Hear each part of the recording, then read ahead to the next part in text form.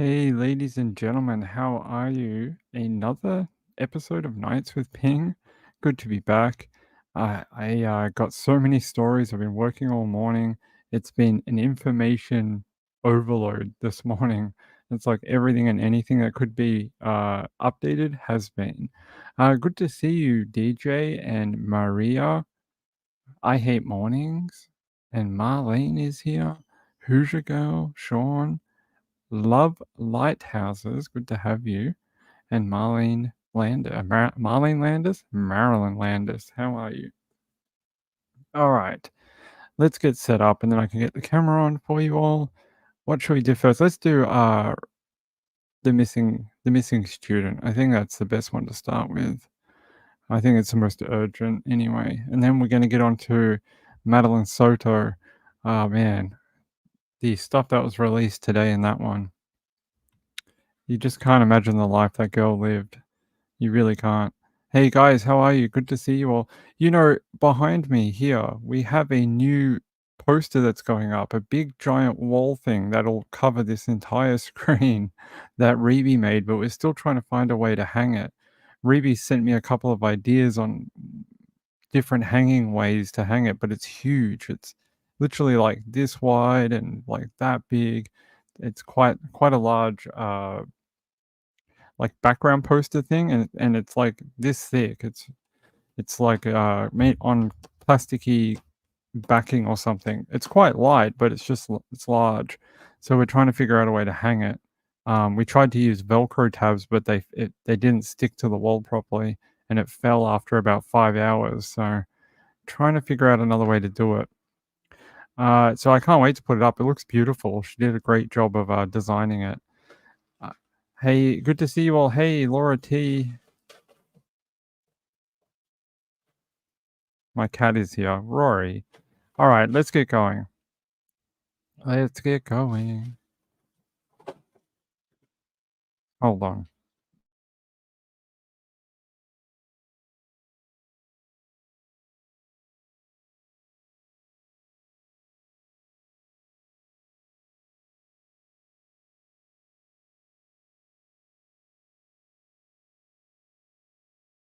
All right, I'm sorry about that.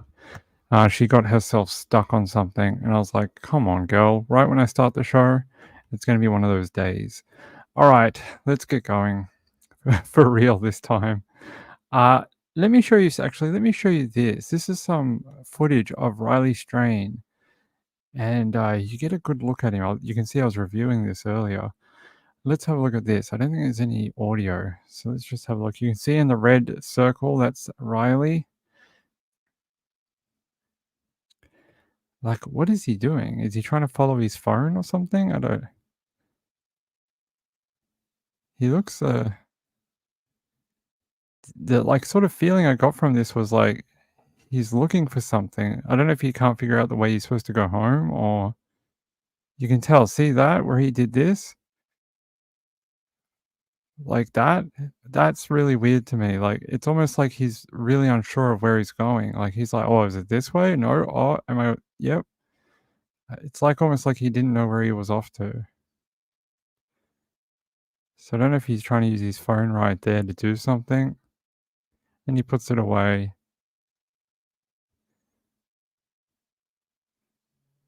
It's almost like he's following the other people. That's the impression I got. For a second, it was almost like he was following that group of people, and then he was like, "Oh, hold on. That's not the way. Am I going the right way?" So that's some of the footage. There is another one from a smoke store that was released. Essentially updated. Oh, thank you. I appreciate that.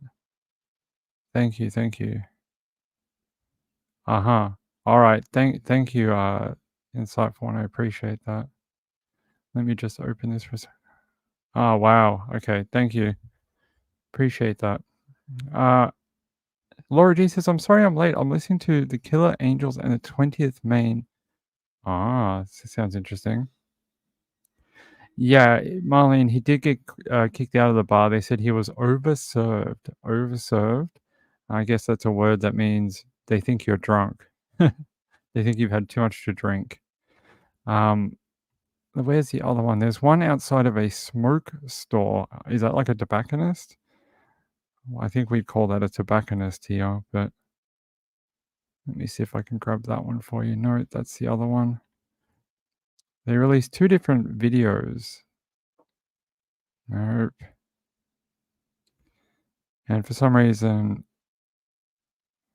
my stuff doesn't want to cooperate. Okay, hold on, guys.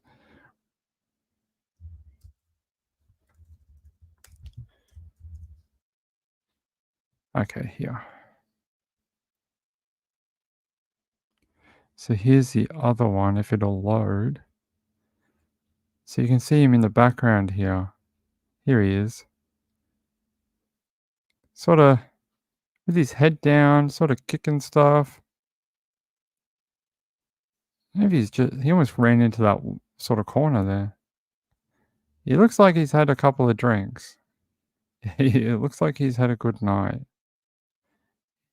Does look a little like off on his feet, doesn't he, though? Look at that. I don't know if it's just because he's a tall dude and it sort of looks a bit uncoordinated or it's the alcohol. He's definitely bracing himself right there, too. You can see. See? He braces himself on that window or that wall or whatever it is. And then he goes on his way. I can tell you today they did search the waterway. I'm going to show you some of that footage too. As long as I can get to it. Here, let me play this one for you from WKRN TV. The News 2 at 3, I'm Kendall Ashman in for Mark Kelly. Well, today marks day 4 for the search of missing University of Missouri senior Riley Strain. He was last seen Friday in downtown Nashville on a fraternity formal after he was allegedly kicked out of a bar on Broadway. News 2's Nikki McGee has more on the 911 calls as well as surveillance footage just released by police. Nikki. Well, Kendall, I'm here at First and Gay Streets, and just a few hours ago, Metro Police released surveillance video that appeared to show Riley crossing that intersection behind me. Also, you can see the river. For several hours today, searchers were looking along banks, trying to see if Riley might be there. But I do want to show you one perhaps string of hope right down here on this avenue about 5 blocks north. That's where Riley's phone was last pinged. His Snapchat location was also there as well, near the Metro Courthouse. Today, police released this video footage showing Riley cross Gay Street, where he appears to have trouble keeping his balance. We know that this was taken at 9:47 on Friday evening, shortly after he left Broadway. A short time later, his Snapchat location and phone were both pinged near the courthouse. Today, the Office of Emergency Management, as well as a private boat hired by the family, went up and down the Cumberland River searching the banks. His parents have traveled down from Springfield, Missouri to help look for Riley. Also, for the first time today, we're hearing the 911 call placed by one of Riley's friends to report him missing Saturday afternoon. Take a listen. I don't have an address. I'm trying to file a missing persons report, and the Central Police is closed, and the sheriff's office said that we couldn't do it there. Who is it that you're wanting to report is missing? We're here on a fraternity formal trip. It's one of my good buddies. And what was he last seen wearing? Outside of Luke Bryan's bar last night at like 10, and then the last time his location on his phone was by the sheriff's office at like 11 p.m. Moving forward, anyone with information on Riley's whereabouts is asked to contact Metro Nashville Police. Reporting live in downtown Nashville, Nikki McGee, News 2.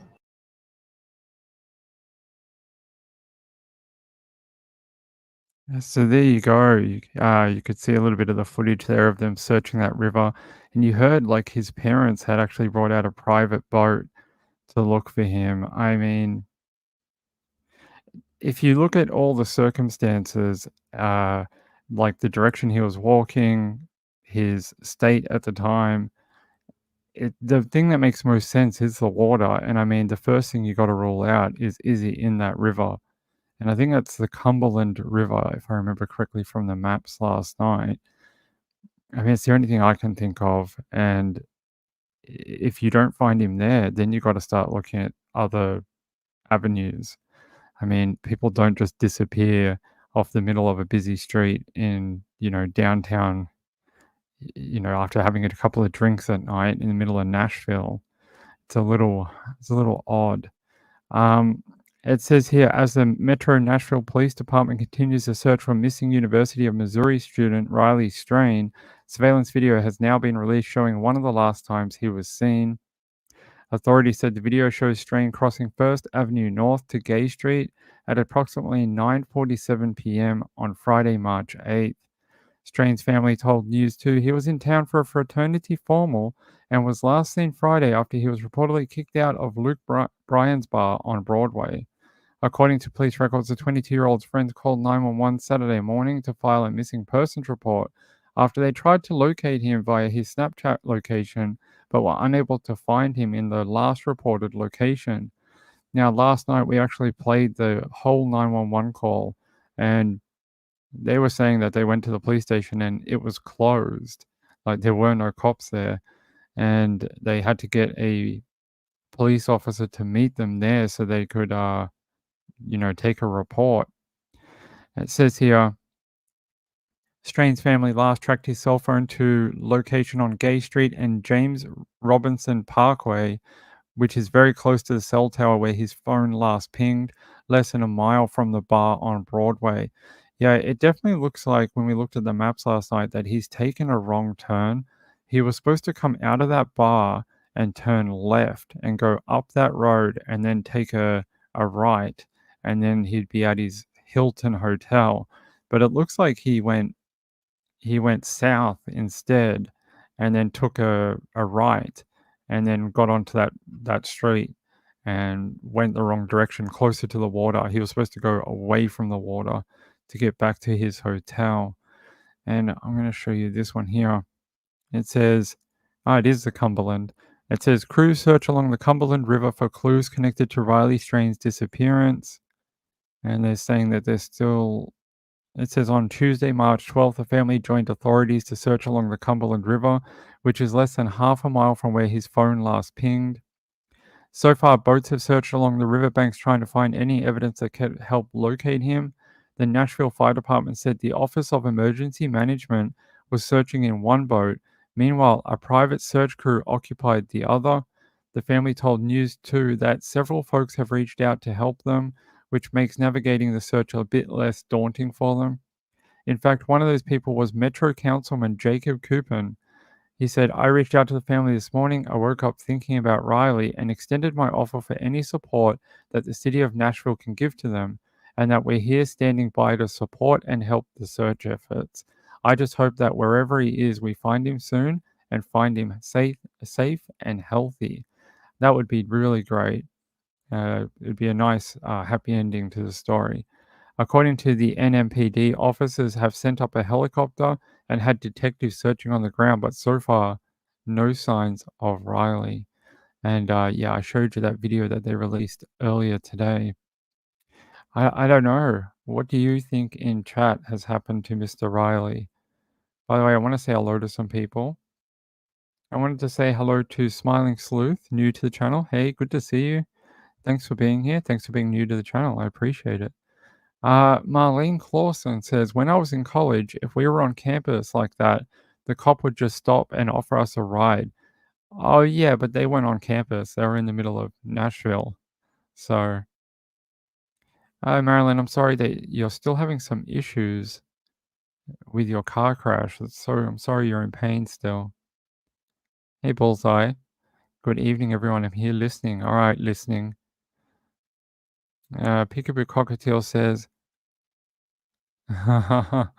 Peekaboo says, I was watching the wrong one. I was watching an old live. I was even chatting. Yeah, I actually saw your comments pop up. You said, hey, hello, everyone. And then you said something about someone else that was in that chat. It was pretty funny. Let's see. Nanalana says he's in the river or down some alley, maybe. There are lots of alleys in Nashville. Could be. I think it's the, we talk about Occam's razor. It's the most logical conclusion right now, but millions of crazy things have happened in the world, and maybe they find him and he's been asleep under a tree in a park for 3 days. I don't know. Maybe not, but I just hope it's something like that rather than they have to pull their son from the river. I mean, I don't think any parent really wants to deal with that ever, and that would be a horrible way to end this search. It really would. I'm just having a look here. It says downtown business owners have started to share video footage with the NMPD, so we have good network of footage to pull from. The network of footage has been used in apprehending bad actors in situations, so it's nice to see this group of people downtown come together, drop what they're doing, and say we've got to find this guy. Let's see what we can do to share resources for that effort. That's really cool. If all you know, the bars and the different shops are all coming together to look through their CCTV and get this done quickly. Because sometimes the CCTV stuff can take weeks. You know, it can take a long time. People don't know. Stuff gets written over and it's never found. So the fact that this little group of businesses and associations were like on it straight away, that's such a great thing. I mean, that's what you think of when you think of community, and Nashville seems to have that in spades. Especially listening to the fella up here. What's his name? Metro Councilman Jacob Coupon. He's just like, whatever you need, Nashville will help you. The city of Nashville will do whatever we can. I mean, what a message! What a strong message from the city of Nashville. I mean, to just say, you know, we're at your disposal, and we just want the same outcome you do to find Riley.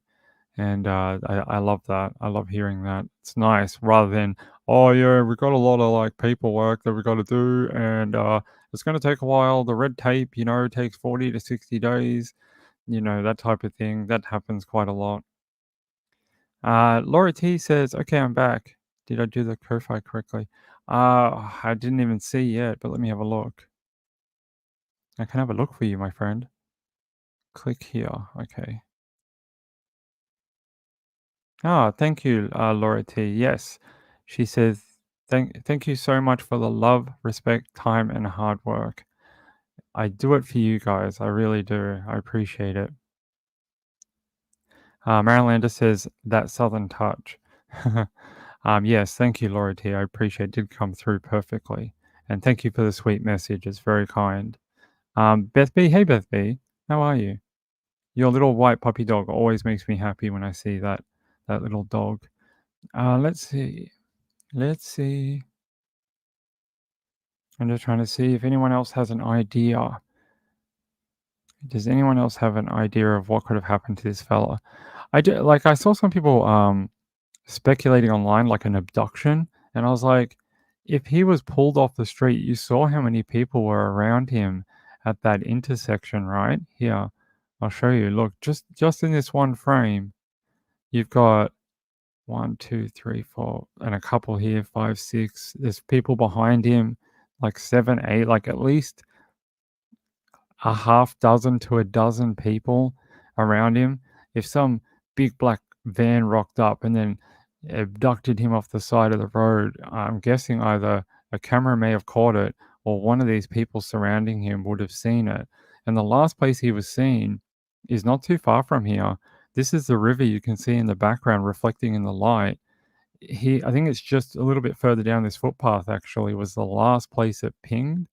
So not too far. So something happened between when we see him in this footage.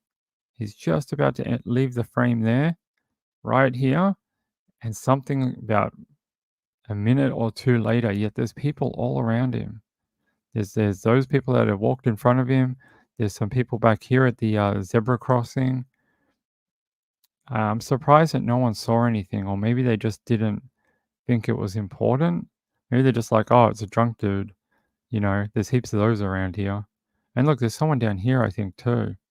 So there's people. There's people around. I don't know. No one's called anything in so far. Yeah, he's 6'5". He's a tall dude. Tall dude. Evil Alaska says Riley's phone pinged last by Sheriff's Department. Could he be in jail? They have checked all morgues, hospitals, and jails in the city. They've already done that. They've already checked all the institutions that are run by the city or anything like that. They've done that. There's this one and the other one we showed, which was from the cigar shop. This one. There's this one too. There you go. He's up in the background here, walking along. He does look very sloshed. He looks like someone who's, you know, struggling to keep his, his balance, his equilibrium. His equilibrium, being such a tall guy too, me being quite tall, I know what that feels like. It's, you get a bit swayy. So there you go. He's gone. Look at that. Oops. We'll have to refresh that. He was gone. 10 seconds. Boom.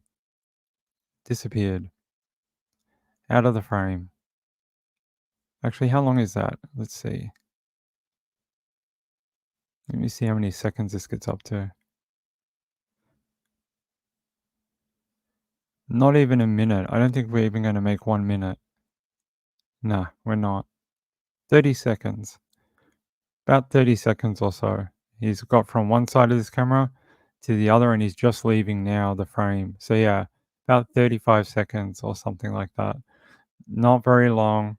But you see there's cars here too. Look, cars driving down the street.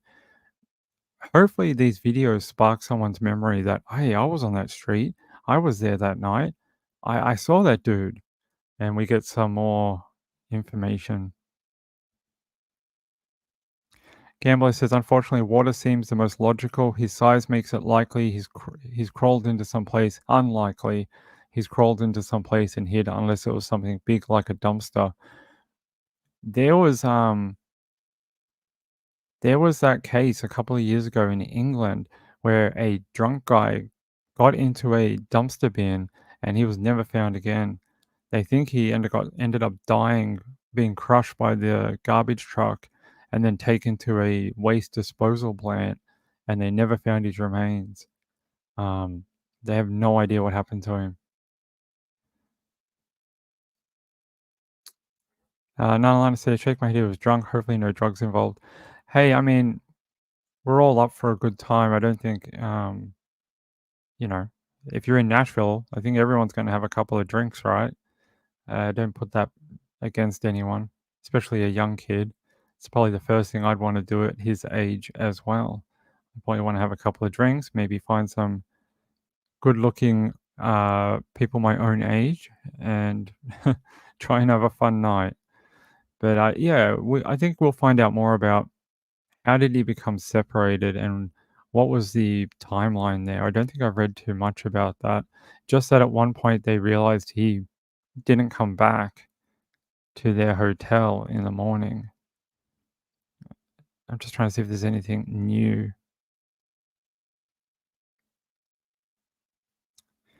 They're just saying the businesses are working with the police to provide any more information that they can at this time. But right now, that's about all they've got. I don't know, everyone. I hope we get a better solution to this, and maybe tomorrow. Maybe tomorrow. Can we see any of the license plates? Maybe. Let's see. Maybe not on this copy because it's been compressed, but the raw copy that the police have, they may have blurred this on purpose, because this is a privacy thing. They may have done that because I can't read that. But it could also be the glare from the car behind it, or the lights here in the walkway. That might be also providing a reflection of the license plate. Look, you even got dudes riding bikes around. Like, it's still pretty lively at about 10 p.m. or 9:46 p.m. Still pretty lively. Still people around. It looks like he's got something in his hand. Like, is that his phone, I wonder? Is he trying to follow a map? Because Yeah, he just looks really, he really needed a friend, didn't he? He really needed a friend to kinda walk him home. He needed a buddy system. He looks a little sloshed, he does. Well, he does pull in that video and in the other video, 2 times he pulls out his phone and kinda looks at it and waves it around, and I don't know if he was trying to get uh, a reading, like, "Oh, where am I? Well, look, where's the Google Maps?" And so I don't know if he did try and just, when you're drunk, you just don't do things that normal people would do. People who are, not been drinking would be like, "Oh, there's my phone. Take a left, go right 100 meters." But you got to understand when you've had about 5 to 6 drinks or more, what we do is completely different. Marylander says tall and lanky, 160 pounds. Yeah, he is a very tall dude.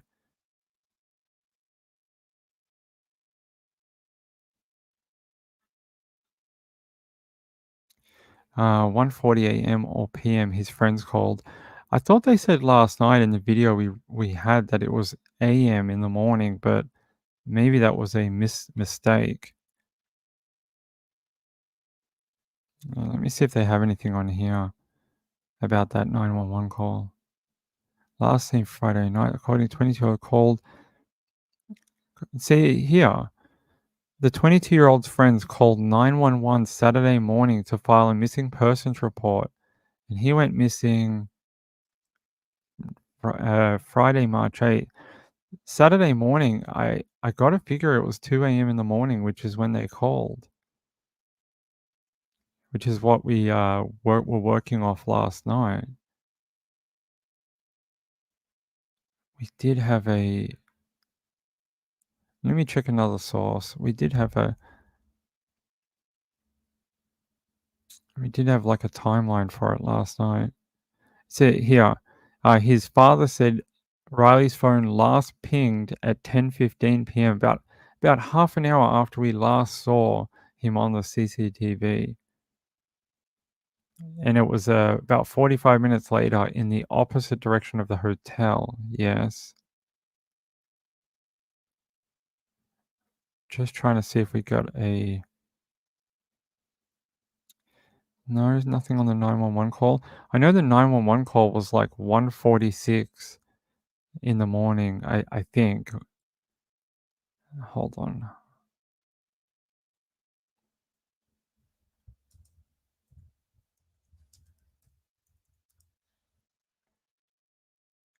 See, it says here, why did they say Saturday morning then? 1:40 p.m. So see, there's some misinformation because that article says they called the police in the morning, and then here on this article, I'll show you from WSMV4, it says the 911 call obtained by WSMV4 shows the initial 911 call to report Strain missing was called into dispatch at 1:40 p.m. Saturday. The call was made after friends had tried to report him missing at a police station, at a police precinct, and the Davison County Sheriff's Office. So it was like 16 hours later. But then in that other article, it says it was in the morning. I think everyone assumed, yeah, because the article we read last night said they called police only like 2.5 hours later. So there's some discrepancy here with two different news sources on was it the next day in the afternoon or was it in the morning? Let's play this video and see what it says.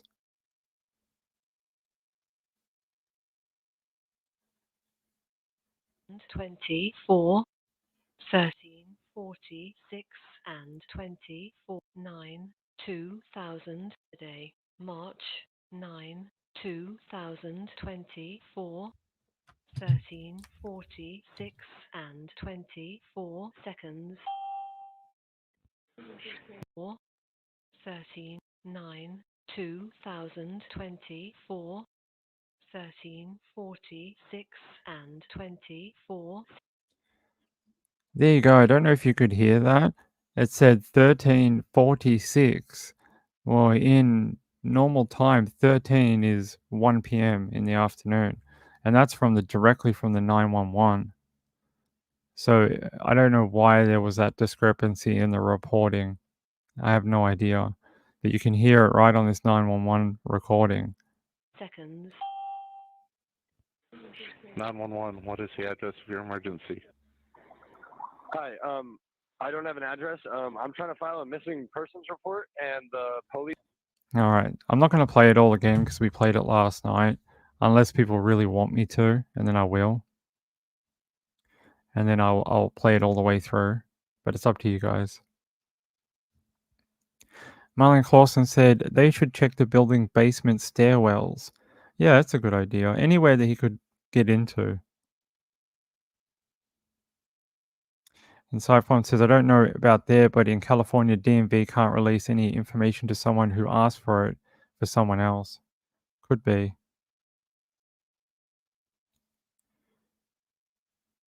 Girl code. Yeah, I know. You girls never leave a friend behind, right? That's how it works. That's how it works. All right, we did that. All right. Yeah, I don't know why I don't know why they had that discrepancy in reporting. Maybe someone just assumed. I mean, that's what you would assume, right? Okay, they called at 1:46. Oh, they must have called a couple of hours after they couldn't find him, not 16 hours later. So it's probably just where someone assumed and didn't check.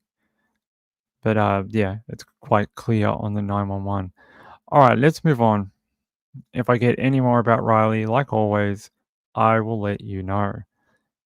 Now, let's talk about the Soto case and what happened today. This is, it's like, can you be any more horrified at the things you hear about Stephan Stearns? I can't. I think I don't know. It's awful. So here, Stephan Stearns faces 60 new charges in Madeline Soto disappearance and death case, police say. And they're saying Stern, who's the boyfriend of Madeline Soto's mother, Jennifer, has been charged with 8 counts of sexual battery of a child under 12, 5 counts of sexual battery with a child aged 12 to 18, 7 counts of lewd and lascivious molestation, 40 counts of unlawful possession of materials depicting sexual performance by a child, 10 or more images. Does that mean he had 400 images? That is brutal. So he's got a million charges. This doesn't even include any murder or manslaughter, nothing like that. These are just for the abuse and child CSAM material.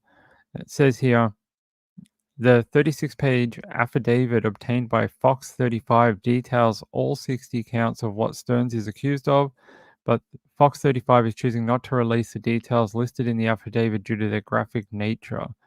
The document does not name a victim, but does include a date range, how long Stearns has allegedly been in possession of the graphic materials, or when the alleged abuse started. June 19, 2019. That range tops out on February 26, 2024, the day Madeline Soto was last seen. A previous affidavit from the Kissimmee Police Department said Stearns performed a factory reset on his phone that day. That's totally not suspicious. You go to the cops and they're like, "Can we have your phone?"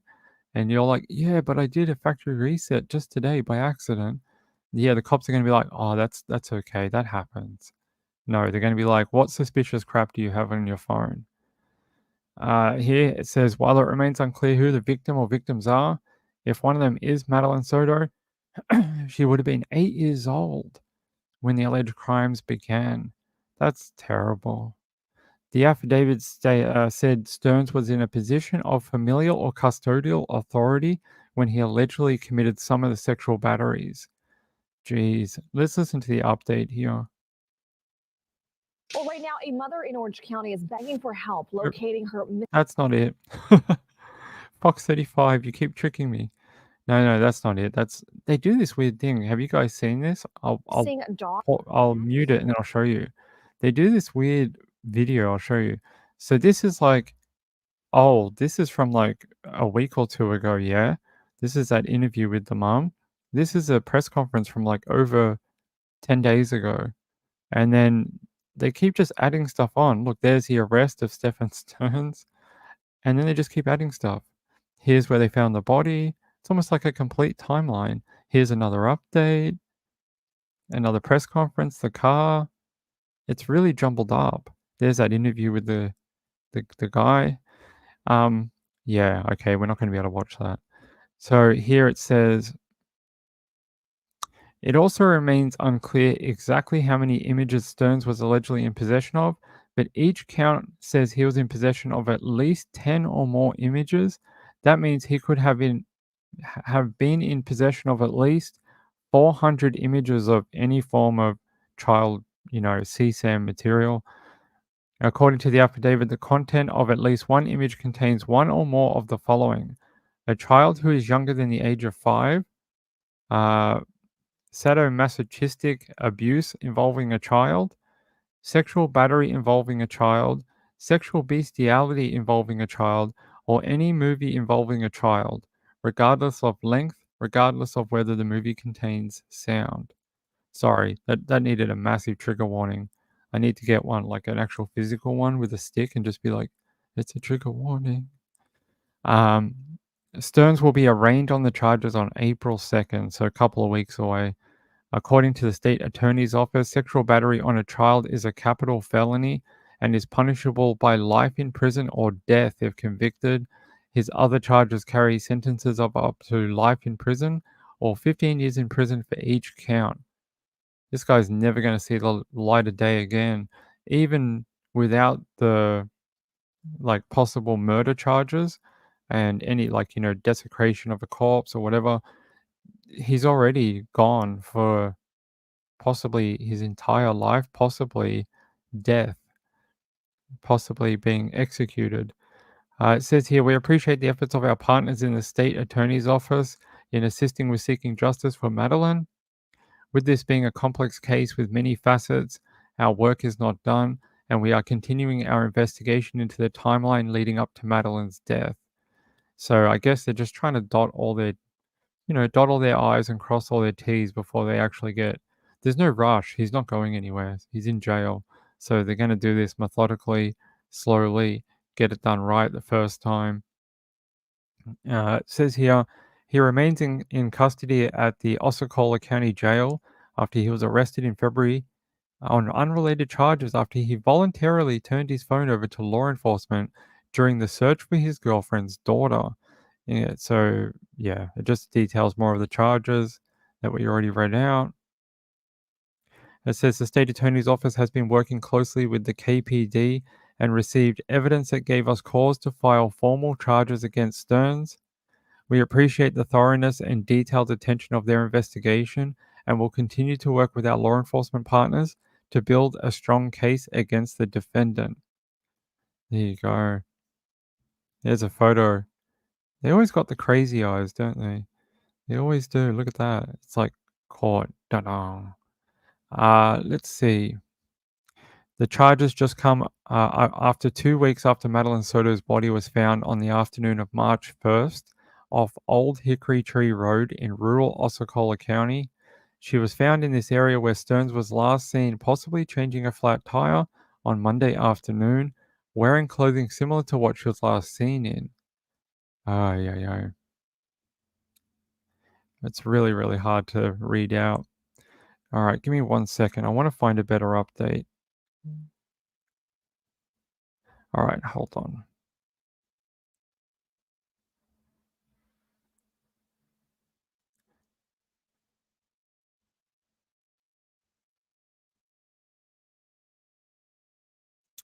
Hold on, my friends.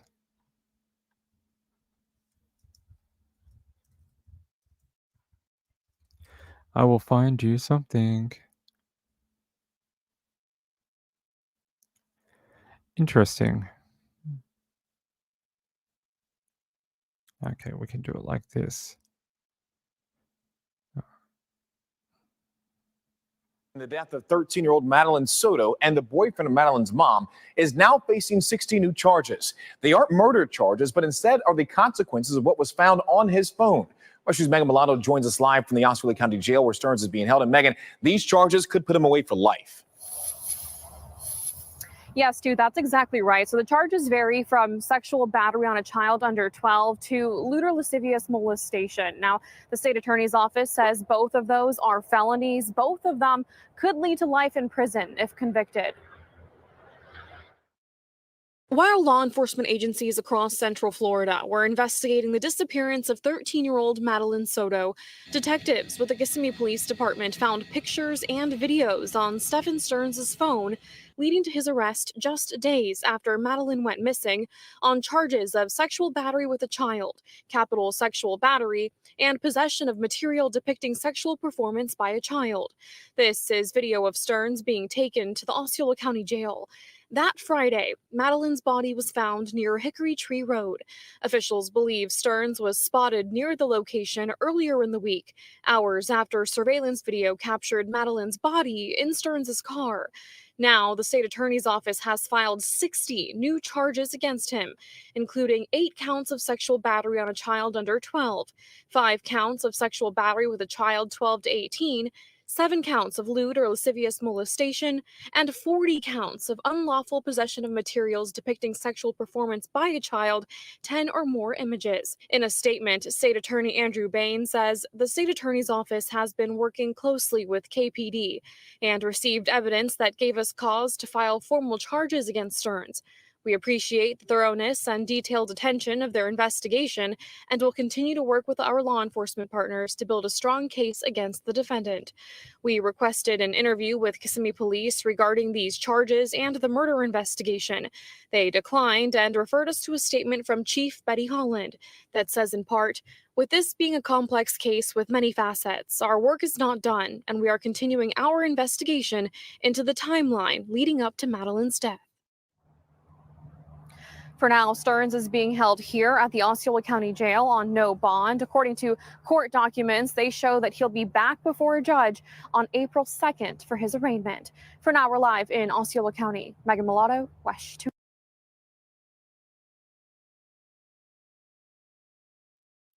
There you go. Ruby says, a special place in hell waiting for him. A special place in jail waiting for him. With some special friends. Get a taste of his own medicine. Yeah, Sean says these sicko childhoods need to be examined. Yeah, Trish is big on that theory too, apparently. Yeah, that's the thing a lot of people don't realize is forensic software can actually, even if you wipe your phone, it can still scan things and put pieces of it back together, and you can. It's not going to be in the right order, but you can still see stuff. I promise. I've done it, and yeah, you can still find things dating back like 10 years ago. You deleted it and downloaded like a million other things in that time, and you can still find it. It may not work. It may not be fully, you know, it might be not corrupted or whatever, but you'll still be able to get parts of it and even full files. So, Marilander says, go back to his childhood. Was he SA abused? Maybe. Gambler says, it's no wonder she must have been really scared not to tell her mother. I should say, as far as we know. There was some rumor that she apparently did tell someone, like a school friend or something, but I have been unable to track that down, whether that was actually confirmed. I did see the thing with the grandmother, but I don't have a source that we can use to play it that won't get us in trouble, Gambler, and I don't want to do that. I don't mind using news sources because I can link back to it and say, go and watch, this news channel here, wesh.com, and I can put the link in the chat and say, you want to rewatch it, you can watch it here, but I don't want to take from, certain other places. Let's see. Insightful says the name is redacted. Okay. Because you only gave it to me during the show, I haven't had a chance to look at it. Is it this one? Hold on, let's have a look. Yeah, it is. Yeah, this is what they did in the first document. They just redacted the name of the victim and a couple other details. I'm just trying to have a quick scan through it and see if there's anything we should talk about. It's basically just outlining what the charges are and you know, just what they are, what offense it is against, we read a little bit out before, all those different descriptives. That was basically what's on here. Okay. Yeah, I don't think there's anything on here that really needs to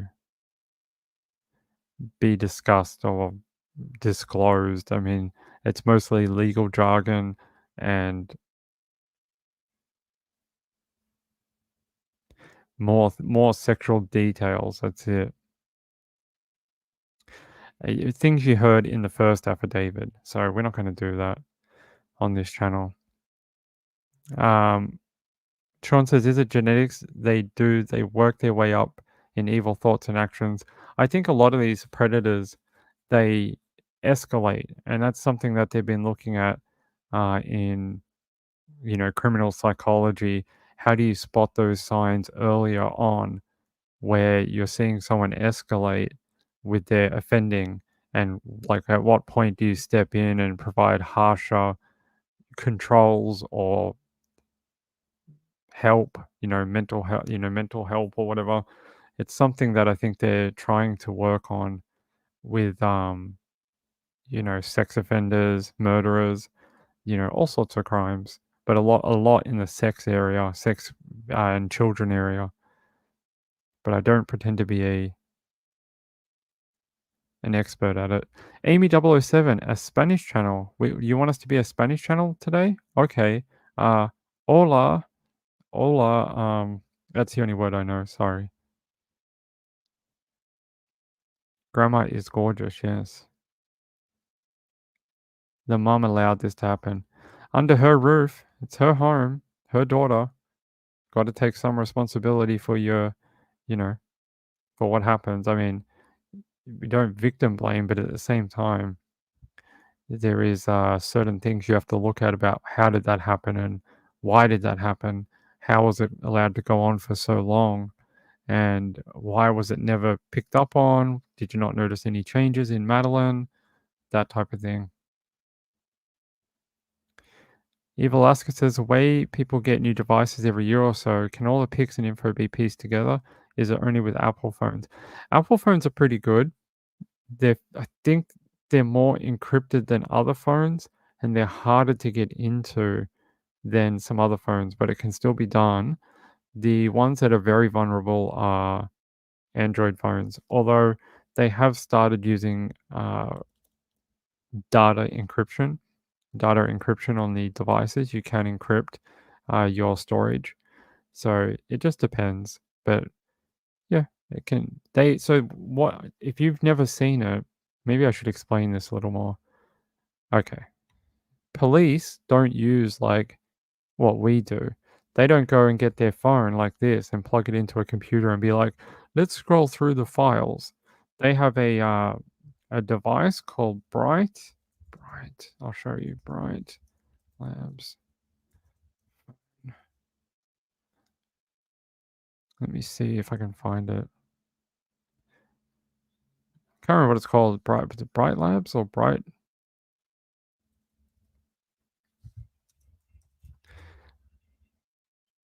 Let me see if I can remember the word that it's called. A Cellbrite. That's it. Cellbrite. There we go. Let's have a look. I'll show you how they do this. Let's have a look. Here. So this is how law enforcement gets into your phone. They use a device very similar to this. There's many different models. There's ones that do mobile, like they're smaller than this and they just plug in. This is a larger model. There's ones that are like a whole computer system. They have various different ones that do different things. But this is how they get the data off your phone, and it's quick.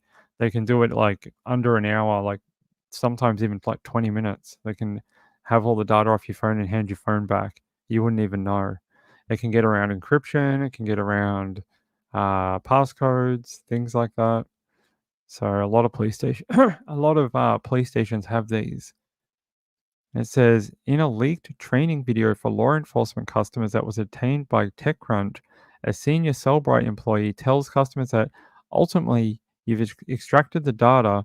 It's the data that solves the crime. How you got in, let's try keep that as hush hush as possible. We really want any techniques to leak out. We really don't want any techniques to leak in court through disclosure practices or, ultimately in testimony. So, yeah, they don't want to get sued by Apple and LG and Samsung but this is what they use. It's a Cellbrite kit. Um, yeah, they can get into your phone, no problems. They can find whatever they want. They can do it. It does everything. It'll do image, video, contacts, email, web browsing, things you've deleted, just about everything. Think about and it'll put it into different folders. So it'll be like this is for web, this is image, this is data, this is blah blah, this is PDF documents, and just go on and on and on, and you'll be able to get just about everything. So there you go. These have been around a long time, and they keep getting better and better. They keep improving the technology, bringing out new models, and you can even get them on eBay if you want one. They're expensive. We were actually going to buy one at one point. I was going to purchase one for this channel, and I was going to show you how they worked. But we didn't end up doing it for some reason. I can't remember why. But if it's something you are all interested in, we can do that in the future. Evil Alaska says, I would love to learn about forensic IT. It's fascinating. Well, you're on the right channel. I am a forensic IT person, so.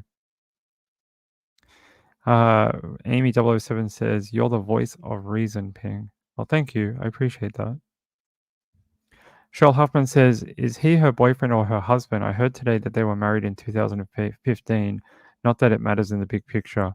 I thought they said it was like a stepfather, but it says here, Stephan Stern's the boyfriend of Soto's mother. So that means they're not married. Maybe she was married previously to Madeline's father. Maybe that's what you mean. Maybe she was married previously before she met Stephan. That would make a lot of sense. Yeah, I don't know. Maybe it's something we'll look into, but the units are quite costly. I think they're like $800 or something. So you guys would really want to have to. You guys would really want to have that episode. It's yeah. I don't know if it's worth it. But yeah, there you go. So that's how they get into your phone. Yeah, she was married before. That makes more sense. Sean says, I'm throwing my phone in the fireplace now. There's ways around it. There's ways around it. Evil Alaska says, so Stephan or Stephen or whatever his name is, could have many devices full of abuse material. I think they took most of the devices out of the home with the search warrant. So if there was anything else, I think they would have found it.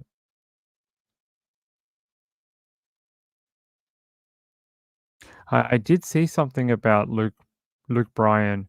I saw they posted something. Hold on. I can probably find it. They did release a statement too. If I can find that statement for you. Where is that? I know they did.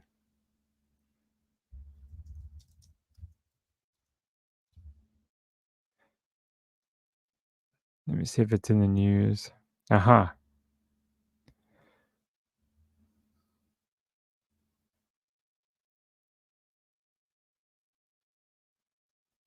So it says Luke Bryan offers prayers for missing man last seen at his Nashville bar. This is the Instagram or whatever it is. He says, "Y'all, this is scary. Praying for his safe return."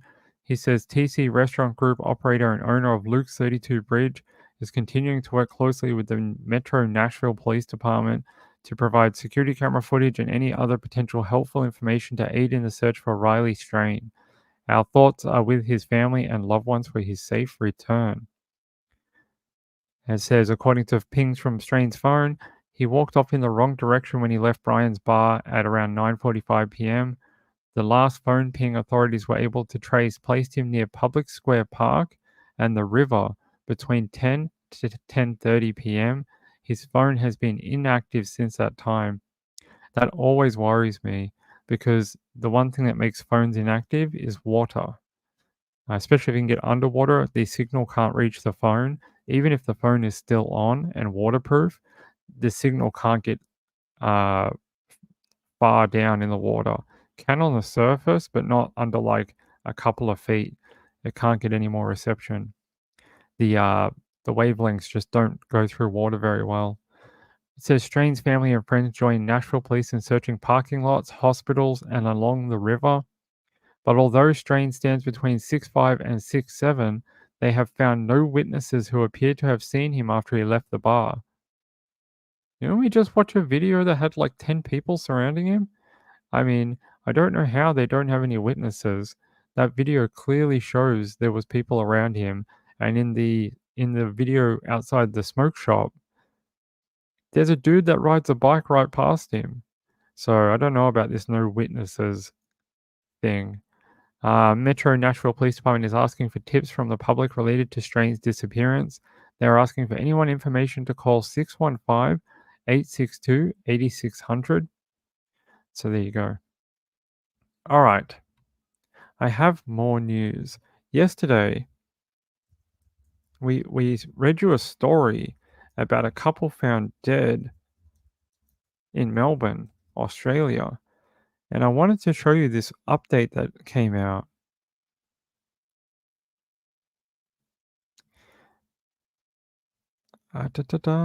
Yeah. It says police investigating after man and woman found dead on suburban street. Labor had initially. No, not Labor.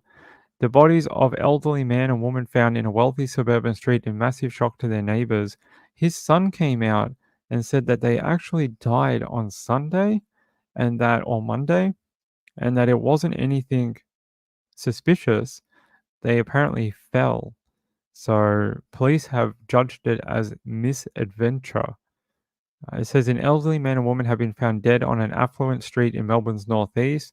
And then it says here they're both believed to be aged. Don and his wife Marlene are both believed to be aged in their 80s. Were discovered on Antigone Circuit in Warrandyte about 9:30 a.m. on Tuesday. That's Tuesday morning. There's their home. They said in a statement, police said they would await results of a post-mortem to determine the cause of their respective deaths. Police will also seek to determine whether there were any suspicious circumstances. The Herald Sun reports at least one of them was found dead in their car. They said there were prominent members in the Melbourne Sri Lankan community. At one point, the husband was the vice president of the Australian Burger, I don't know how to pronounce that properly without it sounding like burger. Association, which represents Australian descendants of a small Eurasian group in Sri Lanka made up of Dutch, British, Portuguese settlers in Ceylon. Interesting. Neighbors told reporters they had seen the pair going about their days as normal on Sunday and Monday. The quiet, wealthy street is regarded as a millionaire's row.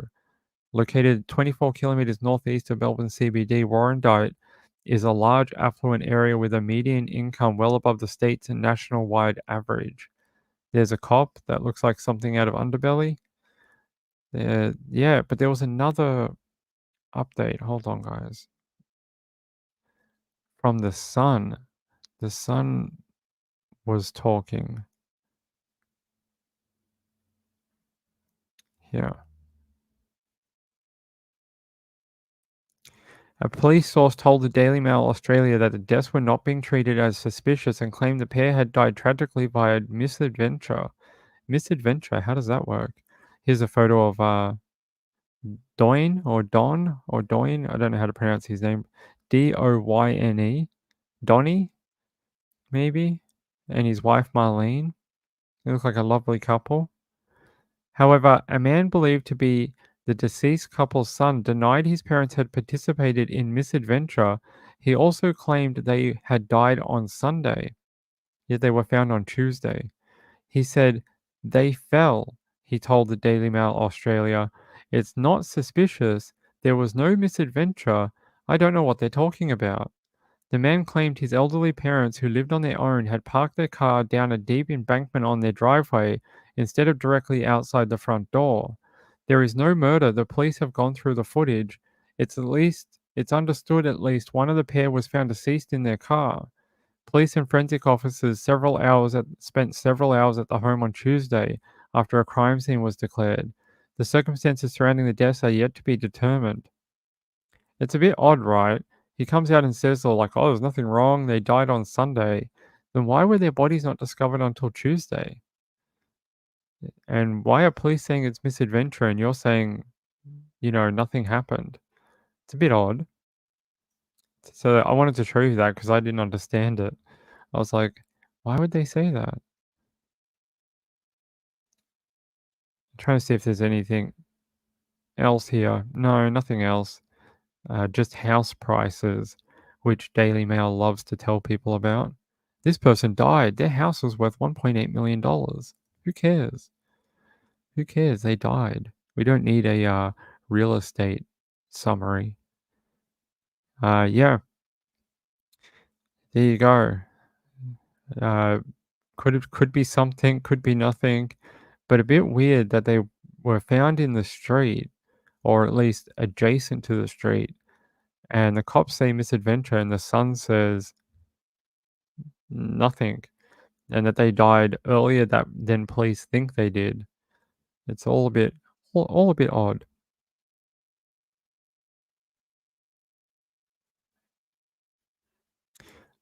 Evil Alaska. Stephanie Soto started that GoFundMe so she would be Madeline's dad's side, not Jen's. I have no idea.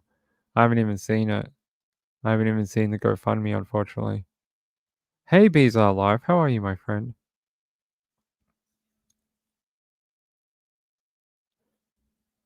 So to bore everyone, everyone's like, talk about Madeline Soto. Talk about Riley. Don't talk about Australian stuff. We don't want to know. Everyone's like, we want to know about the stuff everyone's talking about. I thought we'd give us a break for a couple of minutes and talk about this weird case in Australia.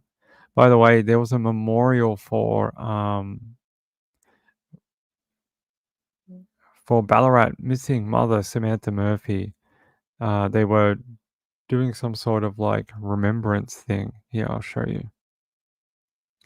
The Ballarat community gathers to finish the run Samantha Murphy started before she suddenly disappeared in touching tribute. That's really nice. They said Murphy was allegedly killed while out on a jog. Police allege 22-year-old deliberately attacked her. It says almost 100 locals have gathered to finish the run started by the mother of three, Samantha Murphy, before she went missing. And that's really nice. 100 people turned out. In a touching tribute, Felicity Ryan put out a call on social media on Friday for locals to join her in honoring Miss Murphy by completing her run route. Miss Ryan said she was overwhelmed by the response after expecting only a handful of people to show up for the 7-kilometer run at 5:30 a.m. on Monday. Yeah, I'll show you. Look at this. Look at all the people. Together in the dark, almost 100 runners completing what missing mum Samantha Murphy couldn't after she was killed on her regular Sunday route. Yeah, thanks. There were lots of hugging. There was lots of people mentioned that as we were running, they had tears. Felicity Ryan put a call out on social media on Friday, only expecting a few people to turn up.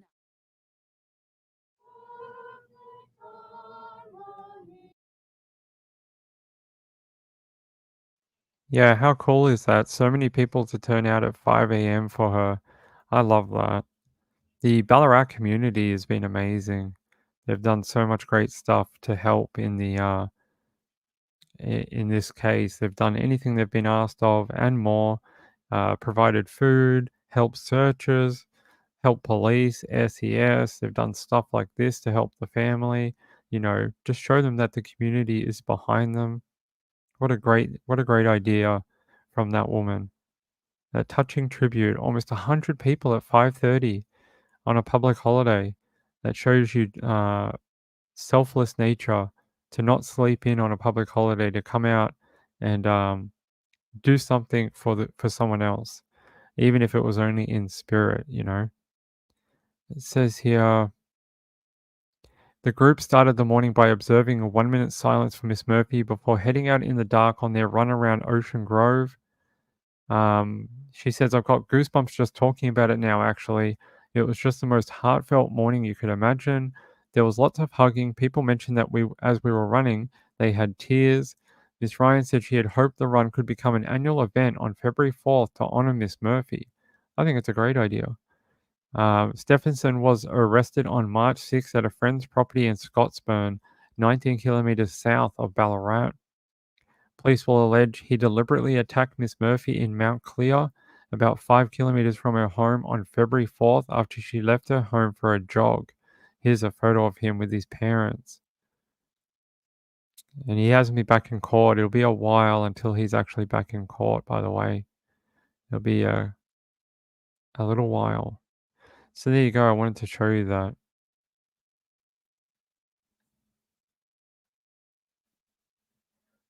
Okay. All right, let me see what you guys are up to. We'll see. We'll see, Evil Alaska, what that is.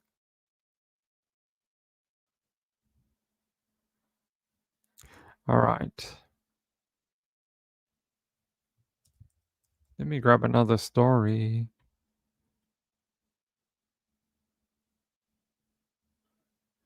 Someone just sent me this. What is this?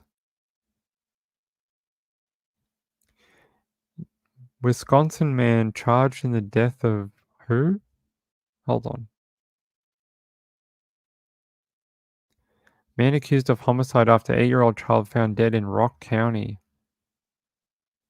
The 20-year-old is accused of homicide after an 8-year-old family member was found dead over the weekend in Rock County home. The Rock County Sheriff stated during a news conference.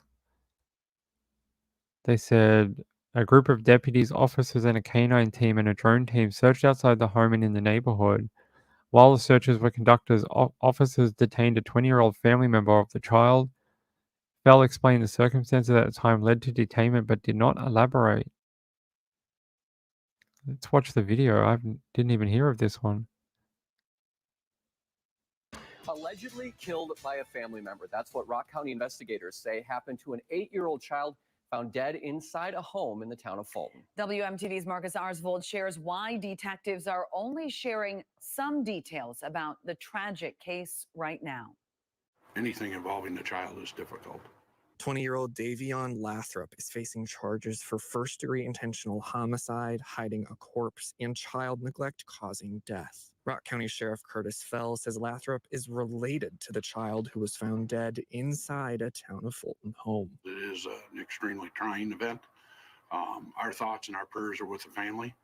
Obviously, this is a significant effect on them. Sheriff Fell would not share details about how the body was found or how the suspect and victim are related. We're not going to disclose any of that right now due to the investigation. We do know Fell is investigating the death as a homicide. Fell says since it's an 8-year-old child, the victim's identity will not be shared as the investigation continues. The law protects victims of a crime and their families. There are also points that cannot be covered due to the integrity of the investigation. The Rock County District Attorney's Office expects Lathrop will make his initial court appearance on Wednesday. In Rock County, Marcus Arsvold, WMTV 15 News. But quickly, this guy falls down a frozen waterfall chasm, like waterfall. Imagine if you couldn't get out. He's very lucky he was able to climb out of that icy rock, and he fell so far. Be bad. Hey, Laurie, how are you? Oh no, we were watching a crime, but there was a video at the end of a what is he, like a skier, and he fell down a frozen waterfall. Poor guy. And I wanted to show everyone because it was really bad. Okay. That story is the one out of Rock County. An 8-year-old child. Search and called out for an 8-year-old child, but did not find the 8-year-old. So they said they're basically not disclosing anything in the investigation. Authorities obtained a search warrant for the residence and did a more comprehensive search, eventually locating the child's body. An autopsy determined that the child's cause of death was homicide. Sheriff Fell stated that detectives arrested 20-year-old suspect around 11 a.m. on Monday. He is accused of first-degree intentional homicide and hiding a corpse. When he was detained, he was also facing charges of child neglect causing death, possession of drug paraphernalia, and bail jumping. The suspect is undergoing an evaluation. Sheriff Fell indicated no one else was at home at the time of the alleged homicide. There have been no previous known reports to law enforcement about the victim and the suspect. Described the homicide as tragic, giving the condolences to the child's loved ones and the community. An initial appearance has not been set officially for the suspect, but the Rock County DA's office said they expect it will happen on Wednesday, so tomorrow. Tomorrow we'll hear more about this. Wow, an 8-year-old child, how sad. We'll find out more about that one tomorrow for sure. And I'll let you know. You know, I spent last night trying to find the original article for Reina Hernandez or Hernandez. I was trying to find her, the one from Mexicali, and I couldn't find it. I was trying to find because they referenced a article that alerted them that there was a body found in a cemetery by the highway, and I couldn't find the original one, the one that was from the one that was written in Spanish. I couldn't find it. I spent hours looking for it just because I wanted to know what they wrote about it and why it was such an obvious connection to Reina, being that she was missing from a completely different state, and this was in like near the border, very far away. So I was trying to figure that out, but I unfortunately could not.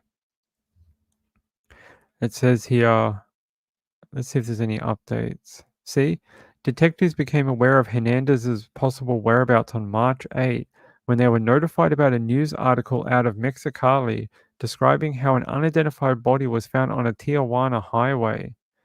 This is what I was looking for. So if anyone comes across it, please let me know because I'd like to read it. But I was looking up Mexicali news sites and, you know, a body found across the Tijuana highway and couldn't find anything. So maybe my Googling in Spanish is terrible. And maybe someone who is a native speaker would have a better job of doing it. But yeah, horrible story. I hope we find out more about her murderer and we find out court dates and things like that.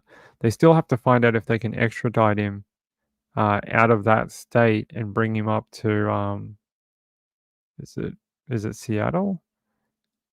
Hold on. Renton police is in. Now I'm lost. Where? Oh yeah, Seattle. Yeah, Renton is a suburb of Seattle, 12 miles south of downtown. Yeah. So they got to try extradite him from Mexicali and into Seattle to face charges over the death of Reina Hernandez. So we'll find out what happens on that one. We've been following that one for a couple of weeks, so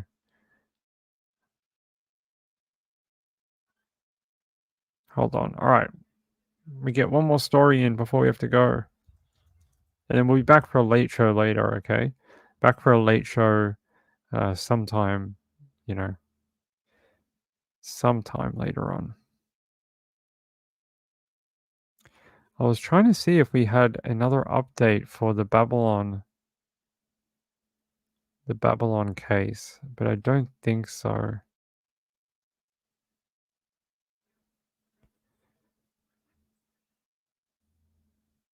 No, I don't have an update for that. When they're back in court, I'll probably have more information for you on the body parts found in New York. Sebastian Rogers, I really don't know a lot new, but we will talk about Sebastian in the late show. I basically played you the stuff from his father yesterday. father of missing autistic boy Sebastian Rogers reveals search dogs picked up a scent to a construction site, but it mysteriously vanished as search enters its third week. Really hasn't been a lot of news, but as I listened to the reporter that has the Facebook page, he was saying that the investigation basically now is a criminal investigation and a lot of it's being done behind the scenes. So we're not getting like those daily updates anymore. Where they're sort of working in the background trying to figure this out and find out where Sebastian is. But so far, since they did the dig last week and on the weekend, there really hasn't been much more, unfortunately. Poor kid. Just trying to see. Yeah, we read about the flyers yesterday. The community's still putting up flyers for Sebastian. Let's see. His father, Sebastian's father, Seth Rogers, said he was at his wits' end trying to work out what happened to his son with no leads that make sense. I can't imagine what kind of, pain he's in, not knowing where his son is. There's his dad there. It's a photo of Seth Rogers wearing a Naruto shirt. He said Sebastian was not one to wander off, and due to an experience as a young boy, would never go far without his shoes on. Yeah, he explained a thing about how he stepped in a pile of fire ants and they bit his feet, and that since that point he would never really go outside without shoes on because he was afraid he'd get bit by ants again. And it says Rogers was also confused about why so little trace of his son could be found, saying there were missing pieces to the puzzle. You got that right, there are. With the information I've gotten from Sumner County and the TBI, and the fact that dogs aren't 100% that they're not picking up his scent, one dog tracked him to a construction area over there and it just disappeared, and it's confusing. There are missing pieces to the puzzle, and I'm having difficulty solving this. Yeah, I get what he means, and it would be very hard for him. The landfill police search is believed to be where the trash from Sebastian's neighborhood went on the day he went missing. There you go. There's the photos from last week. Do not envy those police having to do that job. But that's it. That's really it. There's really not a lot in the last 24 hours for Sebastian. It's really sad. And Elijah, I don't think we've got a little bit about Elijah, which I'll do on the late show for you. A little bit. But that search enters the third week, and so does Sebastian's, unfortunately. What the hell? What the hell was that? That was a bit weird. Yeah, alright. I think it's a bit of a short show tonight, everyone. But that's okay. I'm sure Trish is going to talk to you about amazing things and great stories. Let me just check one last thing for everyone. Okay. Alright. Anything else you guys want me to talk about before I log off for now until the late show? The body parts. Yeah, there's no news on it though. Cold Justice is showing season 7 on cable. Is that the latest? Yes, season 7 is the latest. Okay, I will, Laura T. I will. I'll tell her. She'll be very happy about that. She thinks that her name is awful. So, yeah. But I will be back whenever Trish finishes. I don't ever say, Trish, you have to be off at 10:30 or midnight or whatever. Whenever she naturally finishes her show, I jump back on. That's it. If she goes for 5 hours, I'll go on after 5 hours. If she goes 40 minutes, I'll go on after 40 minutes. There is no time frame. I don't ask her to jump off early or whatever so I can do more shows. Nothing like that. So just whenever she finishes is when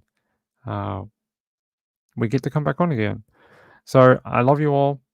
Thank you to all the new subscribers. It was great seeing a new person in the chat. Happy to meet them. That was really nice. And yeah, I hope we keep seeing new people that join the chat. It's so great. I love seeing more friends to have in the chat for you guys to talk to.